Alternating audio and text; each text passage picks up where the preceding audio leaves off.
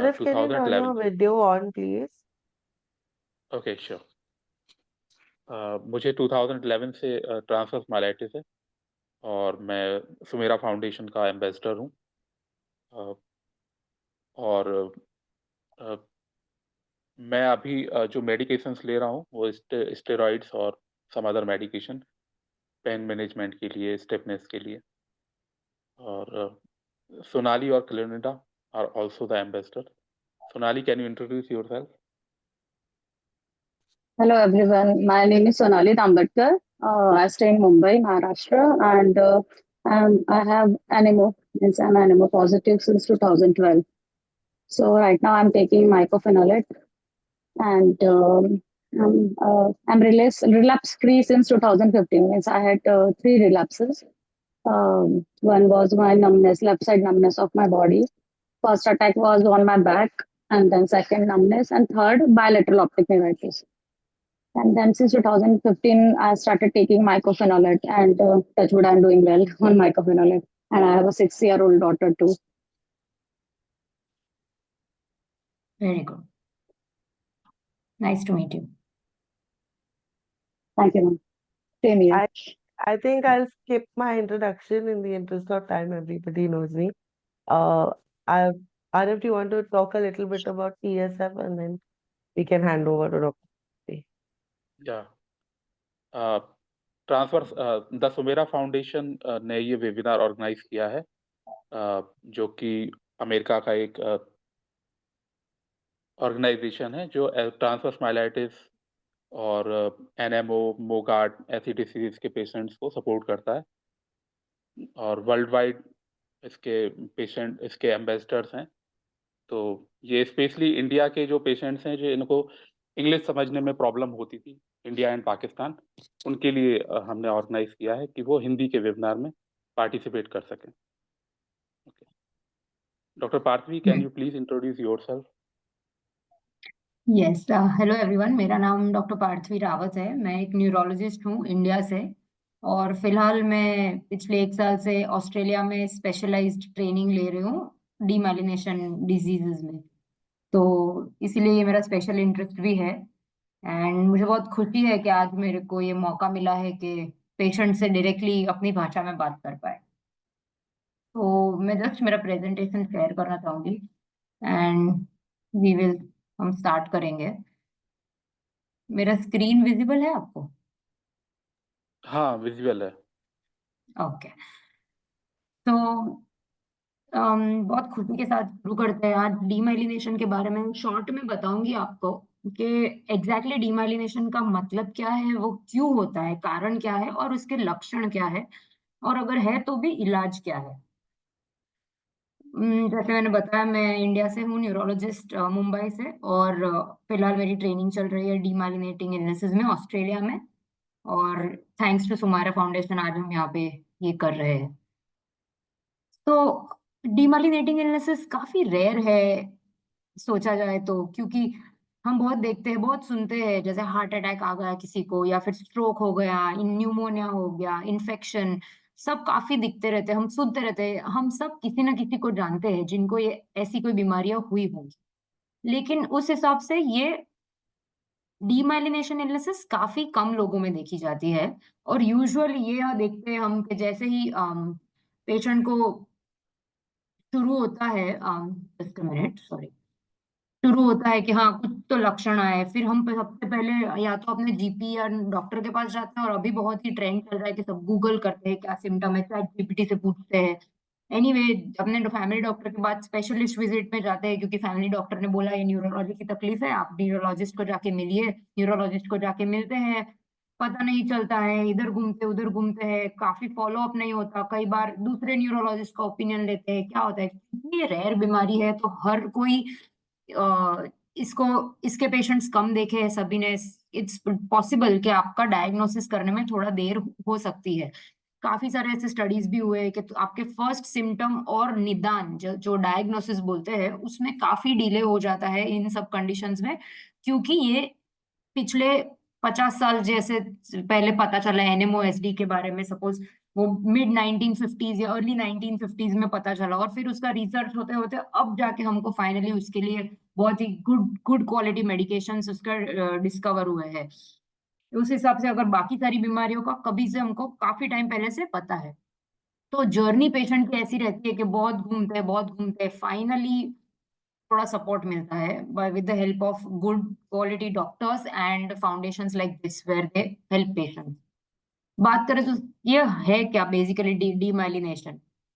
Myelin नाम की एक परत रहती है अपनी सारी नर्व्स के ऊपर। जैसे एक मेन पावर सप्लाई होता है अपने घर में इलेक्ट्रिसिटी का, और वायर से जाके स्विच बोर्ड तक या अपने बल्ब तक वो वायर लेके जाती है इलेक्ट्रिसिटी को। उसी तरह ब्रेन से लेके अपने हाथ या अपने पैरों तक या बॉडी की कोई भी पार्ट तक कंट्रोल जो ब्रेन करता है, उसको इलेक्ट्रिसिटी को कौन लेके जाता है, वो उसको बोलते हैं नर्व्स। और उस नर्व्स के आजू बाजू एक सुरक्षा करने वाली परत रहती है, जो ये सिग्नल्स, जो इलेक्ट्रिक करंट या सिग्नल्स बोलते हैं, उसको जल्दी से जल्दी और प्रभावी ढंग से भेजने में मदद करती है। वो जो कवरिंग है उसको बोलते हैं माइलिन। और डीमाइलिनेशन है वो चीज जब ये माइलिन क्षतिग्रस्त हो जाती है, जिससे नर्व की कार्य क्षमता कम हो जाती है। और जब ये होता है तो कई तरह की न्यूरोलॉजिकल बीमारियां हो सकती है। जैसे ये पिक्चर में आप साधारण सी ये नर्व देख रहे हैं, और उसके आजू बाजू ये हल्की सी पर्पल जो चीज है वो माइलिन नाम की चीज होती है। और माइलिन के अंदर ये छोटे छोटे प्रोटीन्स रहते हैं, जिसके प्रॉब्लम से हमको अलग अलग बीमारियां होती है। One of that protein is Mog, जो जैसे हम सुनते हैं मोगैड एंटीबॉडी डिजीज है, तो वो मॉग एंटीबॉडी में ये प्रोटीन के अगेंस्ट अपना बॉडी एक्ट करने लगता है। हम आएंगे डिटेल में, बट मेजॉरिटी ये डीमाइलिनेशन इलनेसेस जिसमें ये माइलिन के प्रॉब्लम्स होते हैं, वो मोस्ट कॉमनली दुनिया में सबसे ज्यादा कॉमन है अपना ये मल्टीपल स्क्लेरोसिस। इंडिया में है बट काफी कम है as compare to the western world, जैसे यूएस, यूके, ऑस्ट्रेलिया, वहां पे इसका नंबर्स बहुत बहुत ज्यादा है। इंडिया में काफी कम है क्योंकि अपना genetic structure of our people is different from the whites और द यूरोपियन डिसेंट के जो लोग हैं, उनसे अपना जेनेटिक स्ट्रक्चर अलग है, और एमएस नाम की बीमारी उन लोगों में ज्यादा देखने को मिलती है। फिर मोगैड और एनेमो, अभी MOGAD is seen everywhere, but NMO Asians में, मतलब इंडियंस और मोस्ट ऑफन चाइनीज लोगों में ज्यादा देखने को मिलती है, एनेमो एसडी जो बोलते हैं।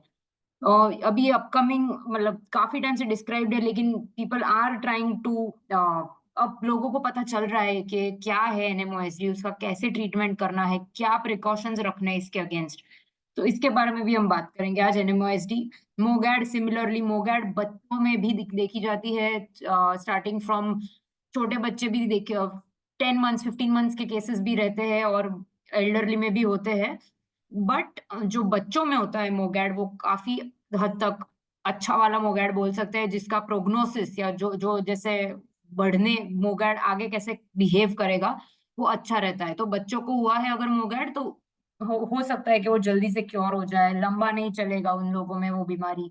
एडल्ट में होता है तो थोड़ा रिकरेंस हो सकता है, रिकरेंस म्हणजे वापस आ सकता है। फिर इन्फेक्शंस की वजह से भी कई बार डीमाइलिनेशन हो सकता है, इन्फेक्शंस की वजह से अपना माइलिन अफेक्ट हो सकता है।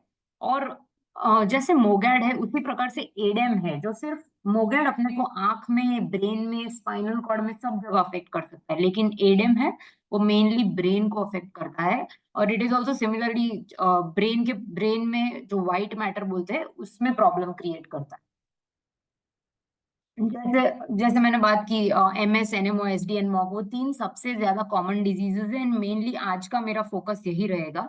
काफी सारे पेरिफेरल डीमाइलिनेटिंग इलनेसेस भी होते हैं, जिसमें हाथ और पैर में झंझनाटी रहती है, और वो इन डिजीजेस से अलग रहते हैं, जिसको एआईडीपी या सीआईडीपी, पेरिफेरल न्यूरोपैथी, ऐसे ऐसे नाम दिए जाते हैं।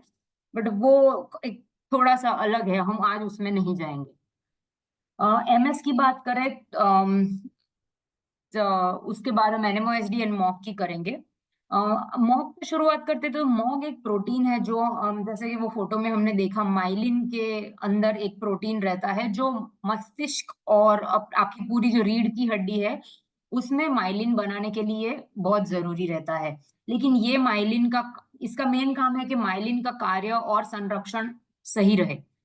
जब शरीर की प्रतिरक्षा प्रणाली गलती से इस प्रोटीन को दुश्मन समझ लेती है, जिसको ऑटो इम्यूनिटी बोलते हैं, अपना ही प्रोटीन है मॉग, लेकिन अपना इम्यून सिस्टम जो है मॉग को समझती है कि बाहर से आया है, तो फिर अपना बॉडी उसके अगेंस्ट हमला करता है।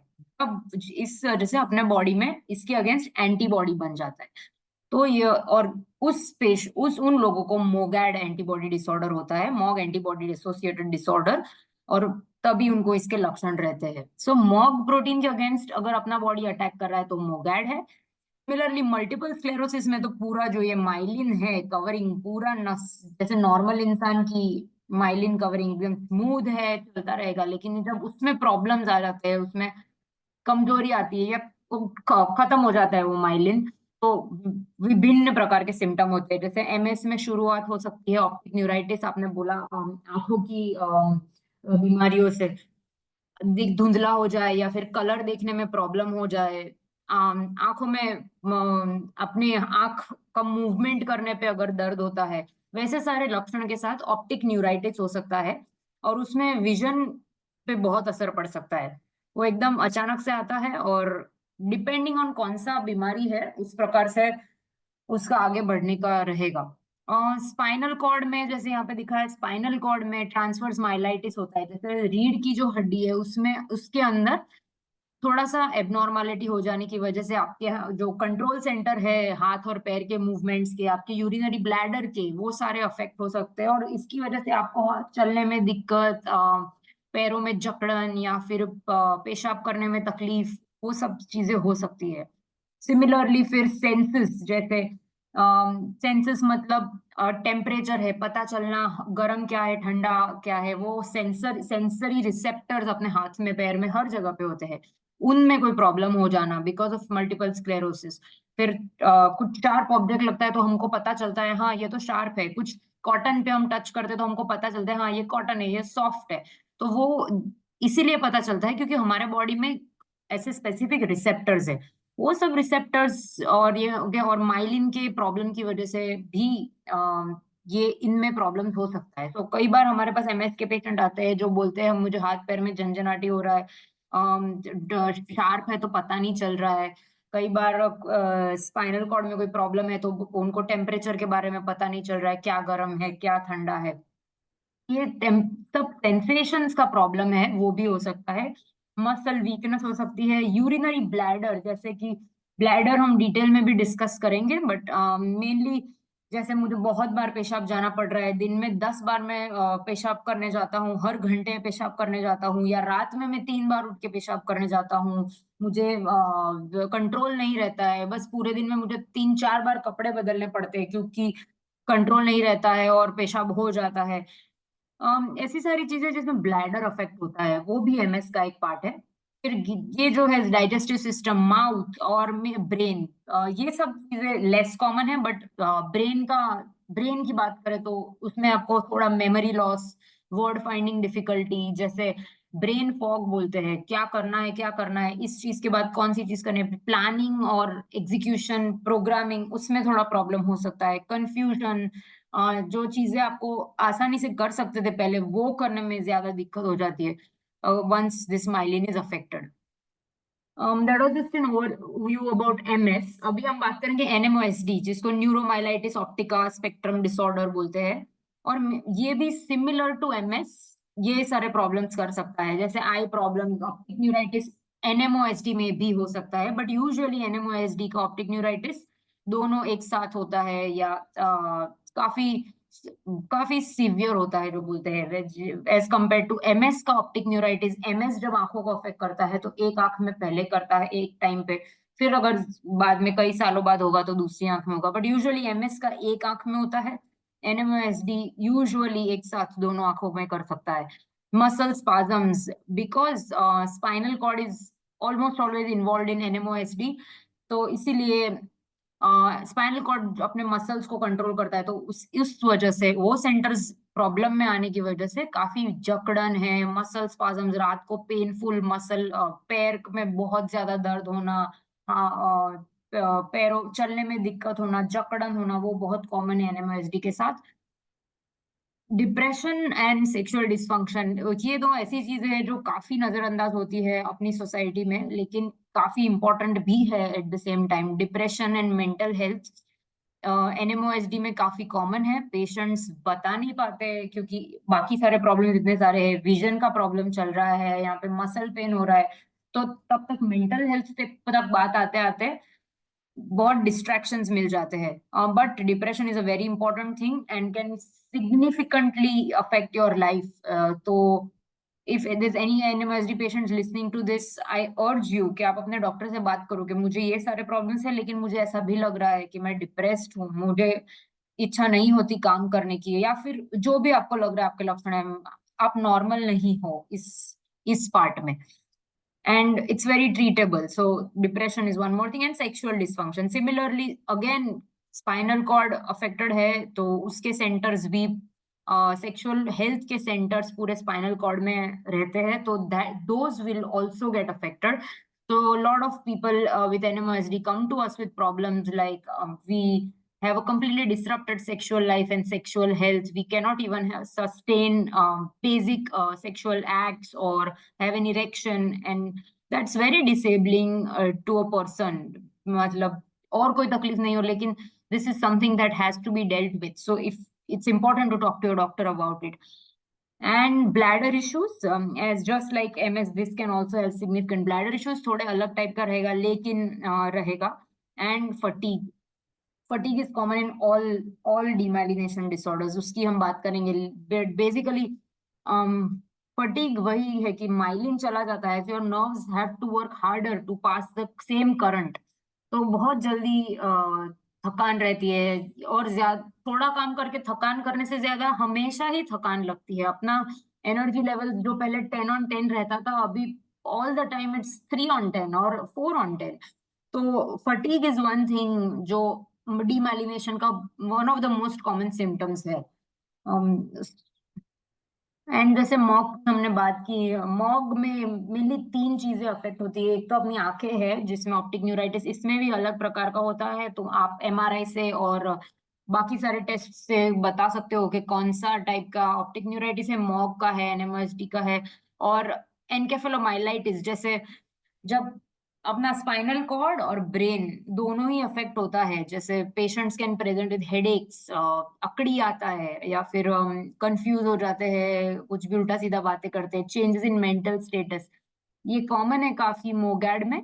एंड ये प्रेजेंटेशन पहले इसको एडेम बोलते थे, बट जैसे जैसे साइंस ने प्रगति की, पता चला हमें कि एक मोगैड नाम का, मॉग नाम का एंटीबॉडी है और उसका स्पेसिफिक ट्रीटमेंट है. तो सिर्फ एडेम जो हमने पहले बोला था, एडेम अकेला नहीं है, इसके साथ मॉग नाम का एंटीबॉडी है और उसका प्रॉपर ट्रीटमेंट है, अच्छे से ट्रीट कर सकते हैं और पेशेंट नॉर्मल लाइफ लीड कर सकते हैं. तो ये फीचर्स जो है, headache, changes in mental function, seizures और अटैक आना, ये इसका अटैक आना, ये काफी मॉग स्पेसिफिक है. तो हम इससे बता सकते हैं, थोड़ा डिफरेंशिएट कर सकते हैं कुछ हद तक क्लिनिक में टेस्ट के पहले, कि मॉग लग रहा है, NMOSD लग रहा है, MS लग रहा है, and then of course we will diagnose it properly with the help of test. और फिर आता है बात ट्रांसवर्स माइलाइटिस की. तो जैसे रीढ़ की हड्डी में जब भी प्रॉब्लम आती है, वो शायद सूजन हो सकती है, वो शायद चेंजेस इन द माइलिन हो सकते हैं, लेकिन उसकी वजह से झंझनाहट, कमजोरी, या जो पैरालिसिस, चलने, मूव करने की, हाथ या पैर मूव करने की तकलीफ हो जाती है, वो उसको ट्रांसवर्स माइलाइटिस बोलते हैं. वो जितना जल्दी हम पकड़ ले और उसको जितना जल्दी से ट्रीट करें विद स्टेरॉइड्स या और कोई थेरेपी, उतना ही उसमें रिस्पॉन्स अच्छा रहता है. एंड जैसे इट्स मॉग को बोलते हैं इट्स अ मोनोफेजिक. पता चलता है कि मोनोफेजिक है या रिलैप्सिंग है, 2 प्रकार के होते हैं. मेजॉरिटी बच्चों में मोनोफेजिक रहता है, मेजॉरिटी एडल्ट्स में वो थोड़ा सा रिलैप्सिंग रहता है, लेकिन हम पता कर सकते हैं कौन से प्रकार का है और उस अनुसार उसकी ट्रीटमेंट रहती है. तो ऑल दीज 3 डीमाइलिनेशन इलनेसेस जिसका हमने बात किया, मॉग, MS और NMOSD, उन तीनों में ये कुछ सिम्टम्स है जो तीनों में कॉमन है, जैसे दृष्टि संबंधित समस्या है, ऑप्टिक न्यूराइटिस होना, हाथ पैरों में कमजोरी होना या झंझनाहट का अनुभव होना, संतुलन और समन्वय में कठिनाई, जैसे डेली बैलेंस जिसको बोलते हैं उसमें तकलीफ होना, और थकान लगना, सुबह उठना ही थके हुए, पूरी रात रेस्ट करने के बाद भी सुबह थके हुए ही उठ रहे हैं। तो क्यों हो रहे हैं? क्योंकि डीमाइलिनेशन है और उसका ट्रीटमेंट कर सकते हैं। मानसिक स्वास्थ्य में गिरावट, जो मेंटल हेल्थ बोलते हैं बेसिकली, बहुत सारे mental health illness, not only depression but काफी और प्रकार के भी मेंटल हेल्थ पे असर हो सकता है। और हम यूजुअली इसको शारीरिक लक्षण और मनोवैज्ञानिक लक्षण में क्लासिफाई करते हैं और चेक करते हैं जो हर पेशेंट विजिट जब क्लिनिक में आता है, तो कि कमजोरी या झंझनाहट है, थकान है तो कैसा है, संतुलन, आंखों की समस्या है, ये सब चेक बॉक्स पूछते हैं। कैसा उनका रिस्पॉन्स है, पहले था तो अभी कम हुआ है, ज्यादा बढ़ा है, वैसा का वैसा है। और मनोवैज्ञानिक लक्षण जैसे कि मूड कैसा रहता है आपका, मोटिवेशन या कुछ करने की इच्छा होती है नहीं, याददाश्त की समस्याएं है या नहीं, तो उससे रिलेटेड भी सवाल पूछे जाते हैं। तो मेनली मनोवैज्ञानिक और शारीरिक लक्षण, दो चीजें डीमाइलिनेटिंग इलनेसेस में देख सकते हैं। हम डायग्नोसिस की बात करें तो वंस हमें शंका जाती है कि हाँ पेशेंट आया है, उनको ये सारे लक्षण हैं या इनमें से थोड़े लक्षण हैं और इस प्रकार से है कि धीमे धीमे बिल्डअप हुए हैं या फिर अचानक आए हैं, तो और हम क्लिनिकली बिकॉज हमें लग रहा है कि ये शायद एनएमओएसडी है या मॉग है या एमएस है, तो हम डायग्नोसिस की तरफ जाएंगे, टेस्ट का हेल्प लेंगे कि हमें डायग्नोस करने में मदद मिले। सबसे पहले शुरुआत MRI is one of the most important investigations. हम लकी है कि हम इस जमाने में है जब हमको एमआरआई की सुविधा है, हम क्लियरली देख सकते हैं, काफी हद तक क्लियरली देख सकते हैं कि ब्रेन और स्पाइनल कॉर्ड में क्या असर है, कितना हद तक असर है, और उसके उसके अपने को क्राइटेरिया भी पता है काफी हद तक अभी, के एमएस के पेशेंट्स में ऐसा दिखेगा, एनएमओएसडी में ऐसा दिखेगा और मॉग में ऐसा दिखेगा, उससे बहुत ज्यादा मदद रहती है। हाउएवर एमआरआई अकेले पे डायग्नोसिस करना काफी मुश्किल है, ऐसा नहीं बोलूंगी पॉसिबल नहीं है, बट काफी मुश्किल है, इसीलिए हम बाकी चीजों का भी मदद लेते हैं, जैसे सीएसएफ। सीएसएफ मतलब सेरेब्रोस्पाइनल फ्लूइड, अपने ब्रेन और स्पाइनल कॉर्ड को के आजू बाजू एक पानी रहता है, स्पेसिफिक पानी जिसको सेरेब्रोस्पाइनल फ्लूइड बोलते हैं, उसका जांच करने से पता चलता है कि कोई एबनॉर्मल प्रोटीन या एबनॉर्मल एंटीबॉडी है क्या अपने बॉडी में, और अगर है तो फिर क्या मात्रा में है, क्या मात्रा में है तो फिर कौन सा है, और फिर उसको वो ट्रीट कर सकते हैं या नहीं कर सकते हैं। तो आपको अगर आपको कभी भी ऐसे कुछ सिम्टम्स हुए होंगे तो आपको पता होगा कि डॉक्टर ने आपका कमर एनेस्थेशिया, लोकल एनेस्थेशिया देके कमर का पानी निकाल के टेस्ट किए होंगे आपके, और लेबोरेटरी में भेजे होंगे जानने के लिए कि क्या वो ओलिगोक्लोनल बैंड बोलते हैं या फिर और कोई टेस्ट है वो पॉजिटिव है या नहीं। और उसके बाद अगर ऑप्टिक न्यूराइटिस के साथ आए हैं आप या नहीं भी आए हैं लेकिन शंका है कि शायद एमएस है या ऐसी कोई बीमारी है डीमाइलिनेशन की, तो विजुअली वो रिस्पॉन्स करके वीआर नाम का एक टेस्ट होता है, जो अभी रिसेंटली 2024 अगस्त में एक इंटरनेशनल यूरोप में एक कॉन्फ्रेंस हुआ था जहाँ पे साइंटिस्ट्स ने ये डिस्कवरी किया और बताया है कि वापस, ये काफी पुराना टेस्ट है लेकिन इसको, इस टेस्ट की हम मदद एमएस के डायग्नोसिस में कैसे ज्यादा कर सकते हैं, तो ये टेस्ट अभी हम रिसेंटली वापस बहुत करने लगे हैं। सिंपल सा टेस्ट रहता है, पेशेंट को एक चेकर बोर्ड जैसा दिखाया जाता है और फिर हम टेस्ट करते हैं कि आंखों ऑप्टिक नर्व है उसमें इलेक्ट्रिकल सिग्नल का स्पीड कितना है, वो अगर डीले होता है तो हमको पता चलता है कि हाँ कुछ प्रॉब्लम है इस नर्व में, ये नॉर्मल नर्व नहीं है। ये एक विजुअल इवोक रिस्पॉन्स टेस्ट रहता है। सिमिलरली ऑप्टिकल कोहेरेंस टोमोग्राफी और वास्कुलर ऑप्टिकल कोहेरेंस टोमोग्राफी, ये टेस्ट भी मदद रूपी बन सकते हैं एमएस, एनएमओएसडी और मॉक के डायग्नोसिस में। इसके बाद एमआरआई और सीएसएफ के बाद ये अभी रिसेंटली ऐड हुआ है पर अभी ये भी करते हैं, और उसके बाद हम ब्लड टेस्ट पे आते हैं। तो एवरी पेशेंट जिसको हम सस्पेक्ट करते हैं उनमें ब्लड टेस्ट का मेन कारण करने का ये नहीं है कि हम पता कर पाएंगे कि ये एमएस ही है, एनएमओएसडी है, हाँ वो है जरूर, लेकिन मेन रीजन है कि हम बाकी जो टेस्ट है वो इसीलिए कर रहे हैं कि बाकी डिजीजेस जो ट्रीटेबल है, जिसकी दवाइयां है, जैसे कोई विटामिन की डेफिशिएंसी है या कोई इन्फेक्शन है जिसको हम ट्रीटमेंट देके क्योर कर सकते हैं, तो वो हम उसको स्पॉट कर पाए। सो ब्लड टेस्ट करना before the diagnosis of any demyelination illnesses is mainly to exclude या बाकी सारे बीमारियों को को शंकास्पद में से निकालने के लिए कि हाँ ये बीमारियां नहीं है, तो फिर हम एमआरआई और सीएसएफ की मदद से समझ पाएंगे कि हाँ तो फिर ये अपना डीमाइलिनेशन जैसा लग रहा है। और फिर कई बार पेशेंट्स आते हैं ब्लैडर के प्रॉब्लम्स के साथ या अकेले ब्लैडर के प्रॉब्लम्स के साथ, और ये सब हो चुका है, अभी हमें लग रहा है हाँ ये एमएस ही है, लेकिन ब्लैडर का प्रॉब्लम बहुत ज्यादा है। तो फिर सब न्यूरोडायनामिक स्टडी करके हम पता लगा सकते हैं कि कौन से प्रकार का प्रॉब्लम है ब्लैडर में, और उसकी दवाइयां भी उस हिसाब से अलग अलग हम दे सकते हैं। अगर ब्लैडर बहुत ज्यादा फ्रीक्वेंटली आपको यूरिन करना पड़ रहा है तो उसकी दवाइयां अलग है। अगर ब्लैडर कंप्लीटली खाली नहीं हो रहा है, ऐसा लग रहा है आपको कि हाँ मैं पेशाब करके आया लेकिन फिर भी मुझे अभी कंप्लीट खाली नहीं हुआ है, वापस जाना पड़ेगा इमीडिएटली, 1-2 बार तो जाना ही पड़ता है, तो उसकी दवाइयां थोड़ी अलग रहती है। बेसिकली यूरोडायनामिक स्टडी हमको मदद करता है समझने के लिए कि ब्लैडर के क्या प्रॉब्लम है। और नर्व कंडक्शन टेस्ट, कई बार एमएस है लेकिन साथ में और भी बीमारियां हैं, जैसे एमएस है लेकिन साथ में उनको डायबिटीज भी है, तो पता चलता है उसके साथ साथ डायबिटीज की वजह से नसों में कोई तकलीफ हुई है या नहीं, साथ में B12 की कमी है तो नसों में कोई तकलीफ हुई है या नहीं। डायग्नोसिस एक बार हो जाता है डीमाइलिनेशन इलनेसेस का, उसके बाद ट्रीटमेंट पे आएंगे तो हम बात कर सकते हैं। जैसे 2 प्रकार की ट्रीटमेंट रहती है, एक जो डिजीज को मॉडिफाई करेगी, डिजीज को चेंज करेगी। एमएस है लेकिन एमएस को अपना नर्व में जो बेसिक सेल्स में जो प्रॉब्लम है उसको चेंज करने के लिए कोई दवाई लेंगे जिससे रोग की प्रगति को धीमा कर सके। सो अगर रोग जितनी स्पीड में बढ़ रहा है उसको अटका सके या उसको बदल सके, डिजीज मॉडिफाइंग जैसे नाम है।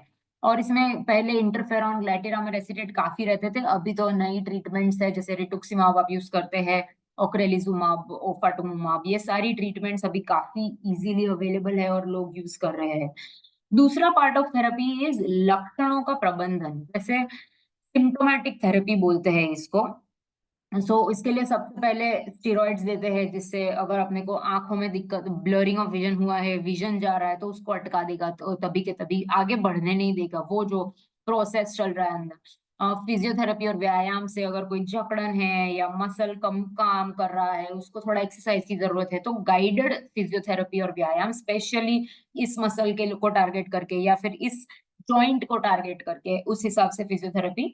और लाइफस्टाइल में बदलाव, स्मोकिंग बंद करना, अच्छा डाइट, स्लीप में इंश्योर करना, अगर आप खराटे बोलते हैं तो उसको ट्रीट करना विथ मशीन्स या जो भी है, तो सब थेरेपीज है। लेकिन अगर इमीडिएट ट्रीटमेंट समझने की कोशिश करें, जो मैंने इस स्लाइड में बताया कि 2 सिम्टोमेटिक थेरेपी और डिजीज मॉडिफाइंग थेरेपी है, लेकिन जो इमीडिएट थेरेपी है, जब आप अपने पैर अचानक काम करना बंद कर दिए और आप आ रहे हो, आपका डायग्नोसिस हुआ है ट्रांसवर्स माइलाइटिस, तो तब क्या लेंगे?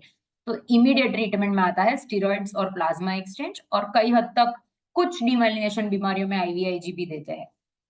आईवीआईजी काफी ज्यादा कॉमन है अभी, एंड उसके रिस्पॉन्सेज भी काफी अच्छे हैं, लेकिन फाइनेंशियल कंस्ट्रेंट्स की वजह से इंडिया में उसके बारे में थोड़ा 2 बार सोचते हैं कई लोग, but that is the immediate treatment. तो आज के ये छोटे से टॉक के बाद आपको ये पता चलना चाहिए कि आप नेक्स्ट टाइम अपने डॉक्टर के पास जाए तो आप क्या पूछे, या कभी आपका ये निदान होता है मॉग का या एनएमओएसडी एमएस का, तो आप अपने डॉक्टर से क्या पूछे। फर्स्ट चीज यही सवाल उठेगा कि हाँ ये दवाई आप शुरू कर रहे हैं मुझे, क्या ये लाइफ लॉन्ग दवाई रहेगी लेने की? तो उसका उसका पेशेंट टू पेशेंट बेसिस पे अलग है, बट यस एमएस और एनएमओएसडी में it is mostly lifelong treatment.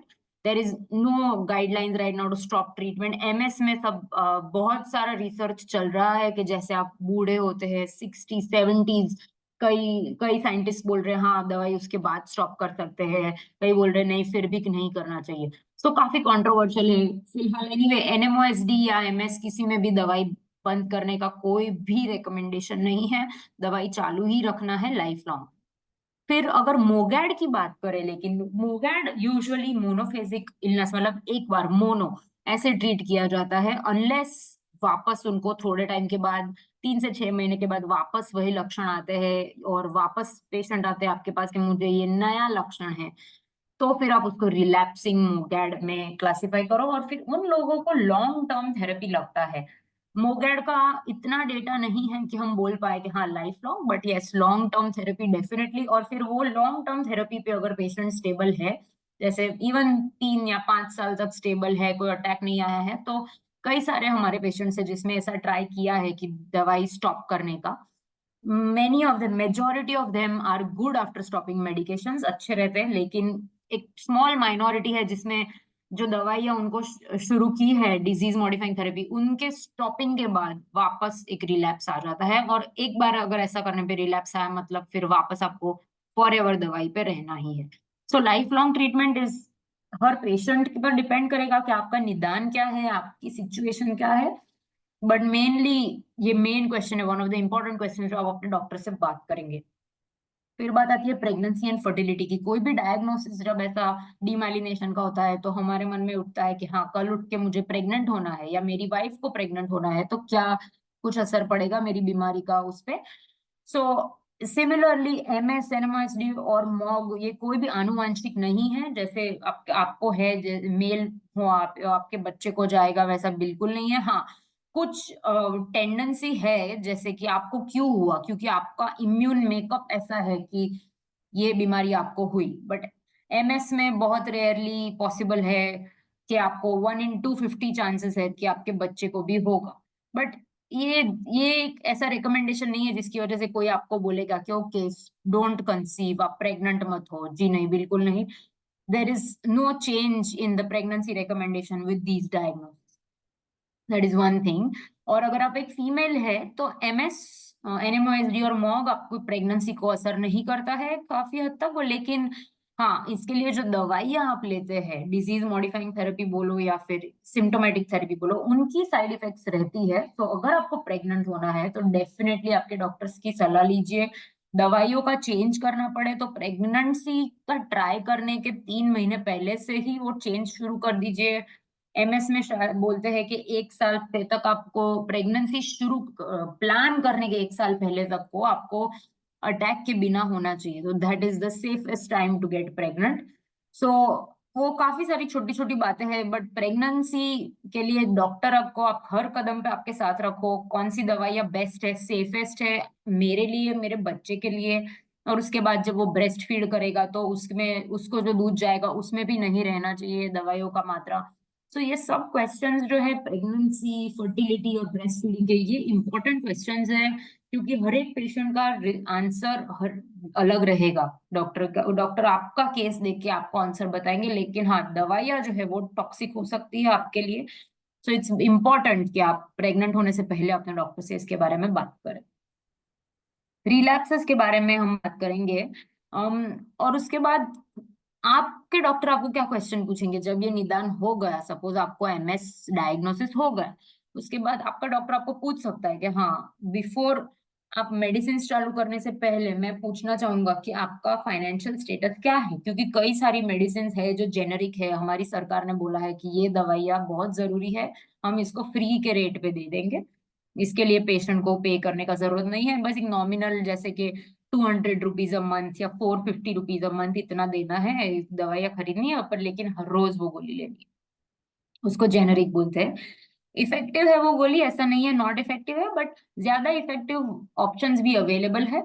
कई बार वो जेनेरिक नहीं है, जैसे अपना रिटुक्सिमाब जेनेरिक है, पर फिर भी थोड़ा कॉस्ट तो पे करना पड़ता है उसके लिए। काफी सारे नए इंजेक्टेबल एजेंट्स है जो जेनेरिक नहीं है, जो काफी कॉस्ट पे आते हैं। जैसे एमएस के लिए ओक्रेलिजुमाब जो अभी इंडिया में आया है 2 साल से, वो काफी महंगा पड़ता है, 3 से 5 लाख पर मंथ का ट्रीटमेंट चाहता है, और लेते हैं उसको साल में 2 बार, तो वो काफी ज्यादा पड़ता है और एक डोज में लेने के लिए।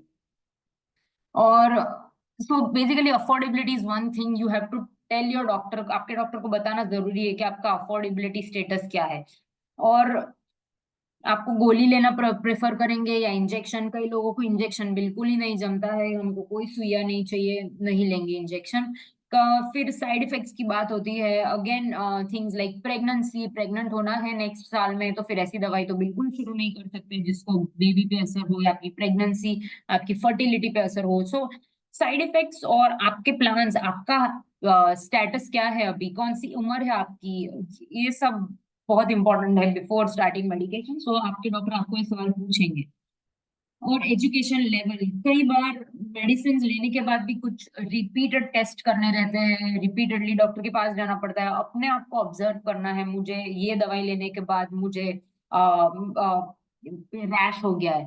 कई बार हमने देखा है कि जो पेशेंट्स पढ़ लिख नहीं सकते, समझते नहीं है काफी बातों को, तो इग्नोर कर देते हैं इसी बातों को। तो इट्स इम्पोर्टेंट टू अंडरस्टैंड कि एजुकेशन लेवल क्या है पेशेंट का, उनको कितना समझ में आ रहा है, आप जो उनको बोल रहे हो नहीं आ रहा है तो वापस एफर्ट करके डॉक्टर आपको बताएंगे कि क्या है। लेकिन बहुत जरूरी है कि अब पेशेंट को समझा पाए कि ये बहुत कॉम्प्लेक्स मेडिकेशंस है, इसको लेने का भी एक मेथड होता है, लेने के बाद मॉनिटरिंग का एक मेथड होता है, और मॉनिटरिंग के बाद भी अगर कॉम्प्लिकेशंस हुए तो उससे डील करने का भी एक मेथड होता है। For a minute. या सॉरी।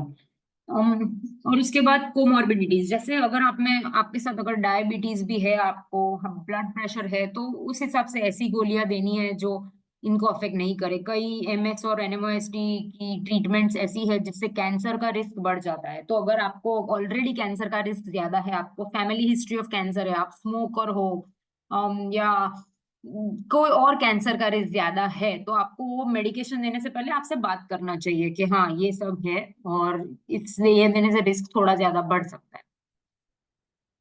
और उसके बाद अगर हम बात करेंगे थोड़ा सा रिलैप्सेस के बारे में, तो व्हाट एग्जैक्टली इज रिलैप्स। ये सब बीमारियां ऐसी है कि जब एक बार पहली बार डायग्नोसिस होता है और फिर दवाई शुरू रखोगे, अच्छे से ट्रीटमेंट चलेगी, you will be fine in majority of the cases. लेकिन जैसे एनएमओएसडी के रिलैप्सेस होते हैं, वो कैसे डिफाइन करते हैं, व्हाट इज रिलैप्स? वही जो आपके लक्षण थे वो वापस आ रहे हैं आपको after a period of being normal, या फिर नए लक्षण आ रहे हैं, तो उसको हम बोलते हैं रिलैप्स। चेक करना बहुत जरूरी है कि ये रिलैप्स होने से, ये रिलैप्स क्यों हुआ है। क्या आपने गोलियां बंद कर दी थी? क्या आप नियमित तरीके से नहीं ले रहे थे, रेगुलर नहीं थे?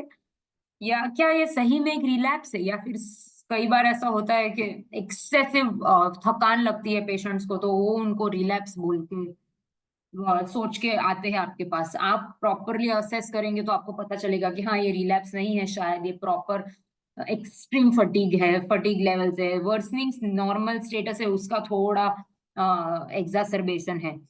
इन्फेक्शंस की वजह से कई बार सूडो रिलैप्स बोलते हैं, इन्फेक्शन हुआ है बॉडी में जिसकी वजह से एक्सेसिव फटीग और एक्सट्रीम चेंज, पावर नहीं है, चलने में शक्ति नहीं है, तो वो शायद इन्फेक्शन की वजह से भी हो सकता है। तो रिलैप्स को रिलैप्स बोलने से पहले ये सब सोचना बहुत जरूरी है।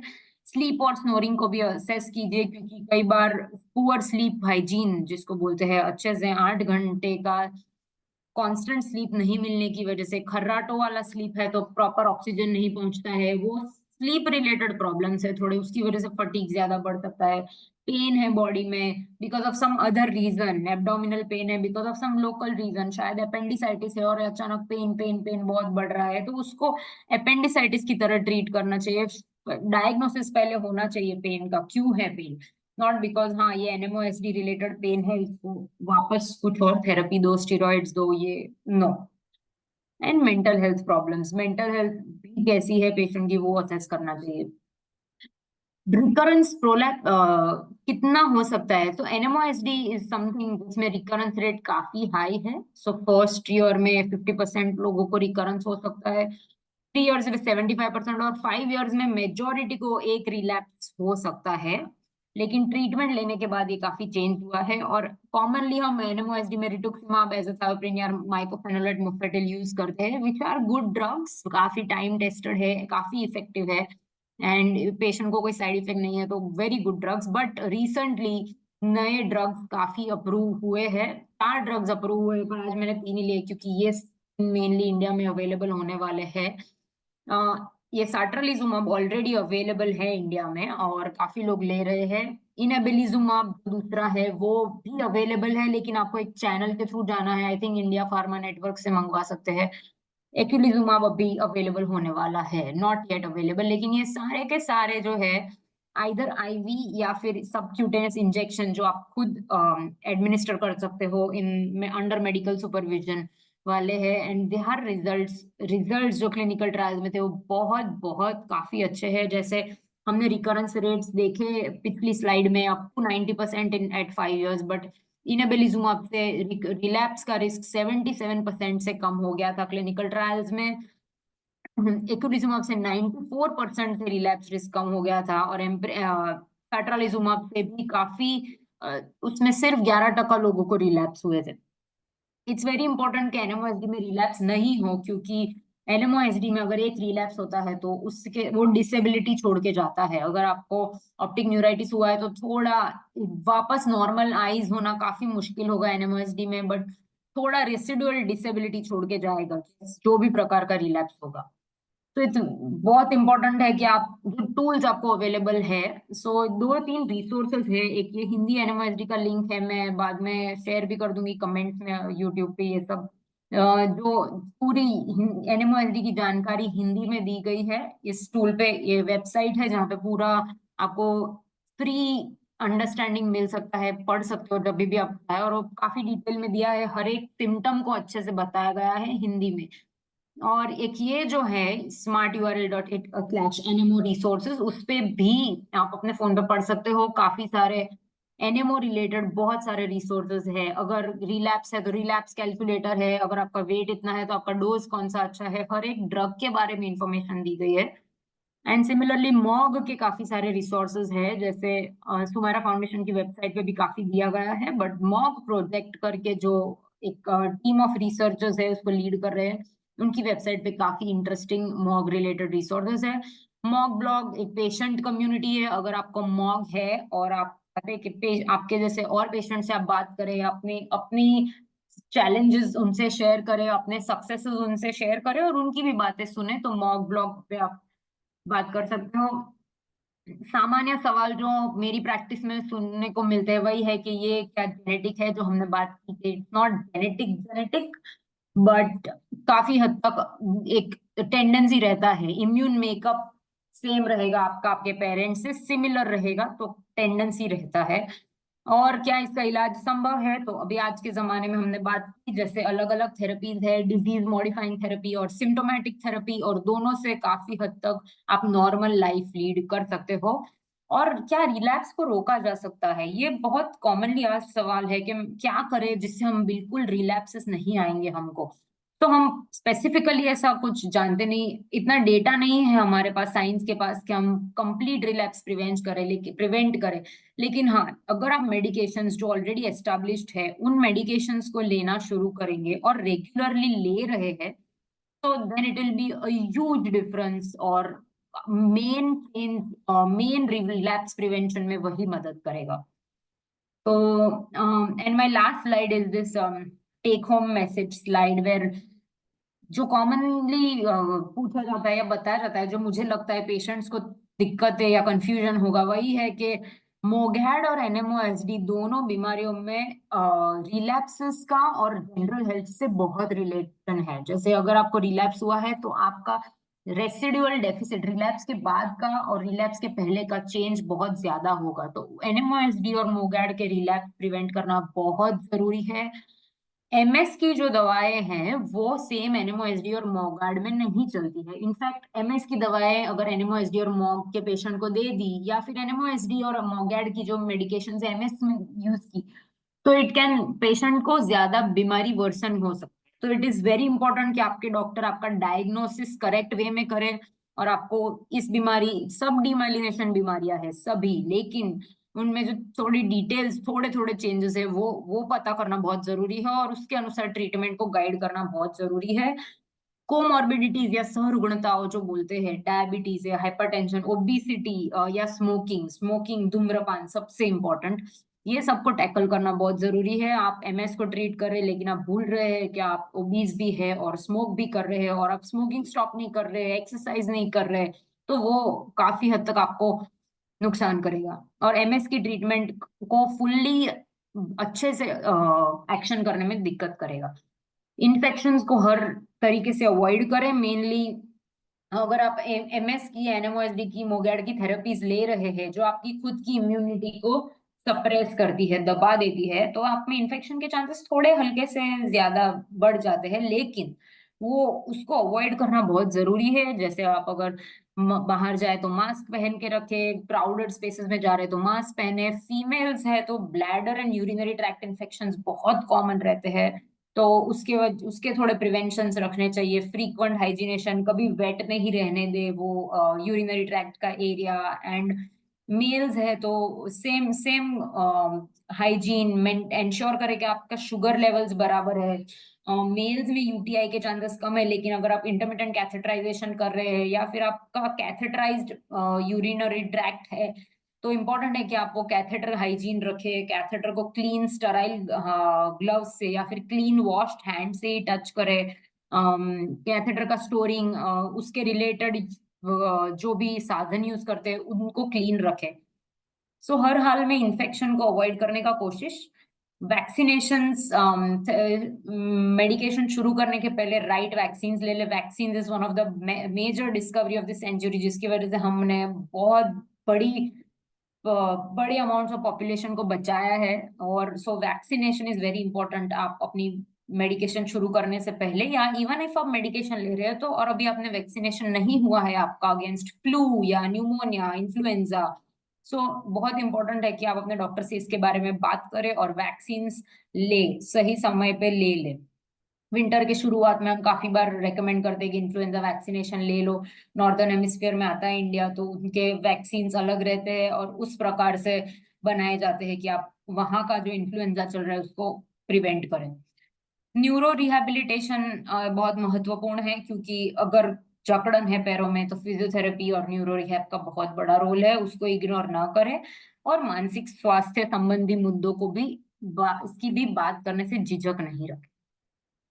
तो thank you so much. And अगर कोई भी डाउट्स या कोई क्वेश्चंस है तो you can always email me, I would be happy to answer कोई भी क्वेरीज है तो। Thank you. Thank you doctor. कुछ क्वेश्चंस हैं पेशेंट्स के जिन्होंने अभी ज्वाइन किया है। जैसे कि एक माधुरी है, उनका उनका भाई है, उसको बहुत रिकरेंट यूटीआई रहता है और उसको कैथेटराइजेशन के लिए भी बोला है, वो घर पे होता है उनका, बट इसको कैसे अवॉइड कर सकते हैं इतना frequent UTI? So I am not sure उनके भाई के केस में कैसा रहेगा, लेकिन जनरली अगर कोई मेल पेशेंट है जो इम्यूनोसप्रेशन ले रहे हैं और कैथेटराइज कर रहे हैं, अपने सेल्फ इंटरमिटेंट कैथेटराइज कर रहे हैं, तो catheter related hygiene first thing वो रखना बहुत जरूरी है। दूसरा चीज हम यूजुअली करते हैं, उनका एक अल्ट्रासाउंड करते हैं ब्लैडर का, देखने के लिए कि यूरिनरी ब्लैडर में यूरिन पास करने से पहले और बाद में कितना यूरिन बचा रहता है। अगर यूरिन अंदर बचा रहता है तो उसका मतलब इन्फेक्शन के चांसेस ज्यादा रहते हैं। वो urine is suppose to be is a waste product, उसको निकालना जरूरी है। और अगर पूरी तरह से यूरिन नहीं निकल रहा है तो हमें ऐसी मेडिसिन देनी है जिससे ये निकलना पूरी कंप्लीटली उसको निकाल पाए। सो अल्ट्रासाउंड करने से वो मदद पता चल सकता है कि ब्लैडर का कुछ प्रॉब्लम तो नहीं है, पोस्ट वॉइड रेसिड्यू नहीं है। कैथेटराइजेशन मेथड एक बार डॉक्टर के पास या जैसे ब्लैडर नर्स रहते हैं, इंडिया में भी काफी सेंटर्स पे है ब्लैडर नर्सेस जो आपको समझाते हैं कि आप कौन सी टेक्निक से कैथेटराइज कर रहे हो। एक टेक्निक से आपको शायद कंप्लीट एसेप्सिस या कंप्लीट इन्फेक्शन चांसेस नहीं जा रहे हैं तो दूसरी टेक्निक ट्राई करो, लेकिन राइट मेथड से आप कैथेटराइज करो, क्योंकि कैथेटराइज आप दिन में एटलीस्ट 3 से 4 बार मिनिमम करना ही है। तो अगर वो कर रहे हो तो फिर क्या गलती हो रही है। So technique of catheterisation and also आप इम्यूनोसप्रेशन पे हो, सो थोड़ा चांसेस ज्यादा है, but early picking up. So अगर आपको कोई भी सिम्टम हो रहा है यूटीआई का, जैसे कि जलन हो रही है या फिर फ्रीक्वेंटली जाना पड़ रहा है, तो इमीडिएटली डॉक्टर का ध्यान दो रहे उस बात पे। Also there are some antibiotics जो सिर्फ यूरिन के बैक्टीरिया को अफेक्ट करते हैं, जैसे नाइट्रोफ्यूरेंटॉइन है, तो आप वो ले सकते हैं आपके डॉक्टर के सुपरविजन के अंडर, उनकी एडवाइस के बाद, जो बेसिक वहां पे बैक्टीरिया डेवलपमेंट और अगर बहुत लंबे समय से यूरिनरी ट्रैक्ट इन्फेक्शन है तो उसको क्लियर करने में मदद करेगा। और अगर यूरिनरी ट्रैक्ट इन्फेक्शन है तो मेनली उसको फैलने में रोकने में मदद करेगा बॉडी में। सो कुछ कुछ ये चीजें ध्यान रखना जरूरी है। ओके। एक पेशेंट है मरियम जो पाकिस्तान से हैं। उनका क्वेश्चन है कि क्या रीमाइलिनेशन पॉसिबल है? उसका काफी काफी सालों से काफी रिसर्च चल रहा है, लेकिन as on today we don't have any therapies. आज की डेट में तो ऐसा कोई थेरेपी मिला नहीं है। पॉसिबल तो होना ही है, क्योंकि स्पॉन्टेनियसली कई बार रीमाइलिनेट होते हैं नर्व्स, लेकिन उसके लिए कोई थेरेपी है या नहीं, उसका answer is no as on today. Future में हम इच्छा रखते हैं कि आएगा, कुछ ना कुछ आएगा। ओके, राजीव ने क्वेश्चन पूछा है कि कैसे हम डिफरेंशिएट करेंगे कि जो ये मल्टीफेजिक है या मोनोफेजिक है। सॉरी, मॉग जो मल्टीफेजिक है या monophasic? Yes, right okay, right. हाँ, तो मॉग यूजुअली फर्स्ट अटैक जो आता है तो हम उसको मोनोफेजिक की तरह ही ट्रीट करते हैं, और फिर 6 months 1 year up to 2 to 3 years आपके एंटीबॉडी लेवल्स और आपको दोनों को मॉनिटर करते हैं। अगर आपको वापस अटैक आ जाता है जो लाइकली है इनिशियल फेज में आना, तो उसको रिलैप्सिंग मॉग में क्लासिफाई करते हैं और फिर थेरेपी ऐड करते हैं जो काफी लंबे समय तक लेना होता है। बट अदरवाइज उसको मोनोफेजिक की तरह ट्रीट करते हैं। थोड़े और पैरामीटर्स रहते हैं, जैसे आपका मॉग का एंटीबॉडी टाइटर क्या है, आपको किस प्रकार से मॉग प्रेजेंट हुआ था आपके बॉडी में, उसके स्पेसिफिक क्राइटेरिया है। अगर वो सब चेक बॉक्स टिक होते हैं तो हम उसको आइदर मोनोफेजिक या रिलैप्सिंग में क्लासिफाई करते ओके, लास्ट क्वेश्चन नागाश्री ने पूछा था कि अभी उनका एंटीबॉडी टेस्ट हुआ था जो नेगेटिव आया था, तो उन्हें वापस से कितने टाइम ड्यूरेशन के बाद इसको रिपीट करना चाहिए। हैं। नागश्री को कौन सा डिमालिनेटिंग डिसऑर्डर है? उनको मॉग है। मॉग, सो मॉग के पेशेंट्स को और फर्स्ट टाइम नागश्री को जब भी हुआ था, I am not sure, but usually Mog के गाइडलाइंस यही है कि जब भी डायग्नोसिस हुआ तब, और फिर यूजुअली फर्स्ट 2 years के लिए हम मॉग का एंटीबॉडी टेस्टिंग करते हैं।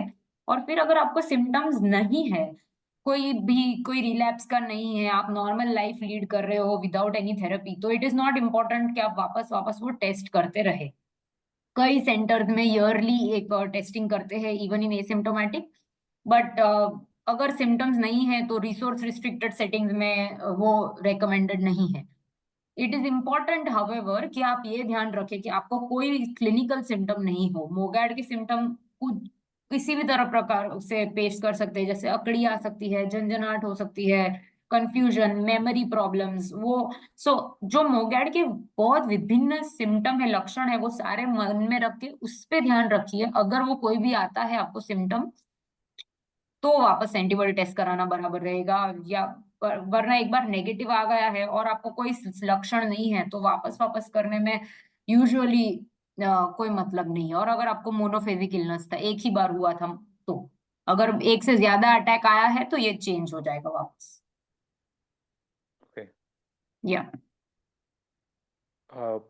एंड किसी ने क्वेश्चन पूछा है टीएम रिलेटेड ट्रांसवर्स माइलाइटिस में कि क्या इसका ट्रीटमेंट लाइफ लॉन्ग देना जरूरी है या एक टाइम ड्यूरेशन के बाद हम बंद कर सकते हैं। तो जैसे ट्रांसवर्स माइलाइटिस एक लक्षण है, तो वो एक डायग्नोसिस नहीं है। क्यों ट्रांसवर्स माइलाइटिस हुआ था वो जानना बहुत जरूरी है। एमएस में भी हो सकता है, एनएमओएसडी में, मॉग में, या फिर साधारण वायरल इन्फेक्शन में भी हो सकता है transverse myelitis. Viral infection related है तो डेफिनेटली पूरे लाइफ लॉन्ग लेने का जरूरत नहीं है। लेकिन मॉग, एनएमओएसडी और एमएस है तो वो केस टू केस बेसिस पे डिफर करता है क्यों आपको हुआ था ट्रांसवर्स माइलाइटिस, और उसके अनुसार चेंज करना है। लाइफ लॉन्ग स्टीरॉइड्स तो डेफिनेटली नहीं। स्टीरॉइड्स ऑलवेज शॉर्ट कोर्स होते हैं, किसी को भी more than a short term के लिए स्टीरॉइड्स एडवाइस नहीं है कोई भी बीमारी में, except for very low dose, जैसे 10 mg या 5 mg आप ले रहे हो तो। But it is always better to switch to therapies which are called steroid sparing therapies, क्योंकि स्टीरॉइड के बहुत सारे साइड इफेक्ट होते हैं, जैसे कि फेशियल इडीमा है, या फिर बोन्स वीक होना, या फिर कैटरैक्ट्स डेवलप होना आंखों में, डायबिटीज होना। सो ये सब साइड इफेक्ट्स को अवॉइड करने के लिए जो लॉन्ग टर्म स्टीरॉइड से होते हैं, steroid sparing therapies, specially in patients जिसका ट्रांसवर्स माइलाइटिस, एनएमओएसडी या रिलैप्सिंग मॉग की वजह से था, तो उसमें बहुत ही जल्दी अपने को स्टीरॉइड स्पेयरिंग थेरेपीज शुरू करनी चाहिए। स्टीरॉइड पे नहीं रहना चाहिए ट्रांसवर्स माइलाइटिस के पेशेंट्स को। or lifelong therapy depends on your diagnosis and reason of your transverse myelitis. Thank you so much doctor Parthavi, बहुत ही Most इंफॉर्मेटिव welcome. वेबिनार था और आपने अपना टाइम दिया हमें। Thank thank you. You so much. Thank you everyone for Sure. Joining us. I hope would this also help. like to say thanks so much, Dr. Patri. This was extremely comprehensive, informative. You took care of all of our questions, a lot of our questions before we could even ask them. So we really Yeah. appreciate it. Dr. Patri Thank is in Australia, so she also managed the time difference to meet us at a convenient time. So thank you for that. And Arif, excellent moderation. Thank you so much. Thanks for joining, Yeah. everyone. This has been a Sure. great turnout. We'll have the recording posted on the Sumaira Foundation website. Sure. Okay, guys. Good luck. Thank you, Thank you. everyone. Thank you. Thanks. Thank you. Bye. Bye. Bye.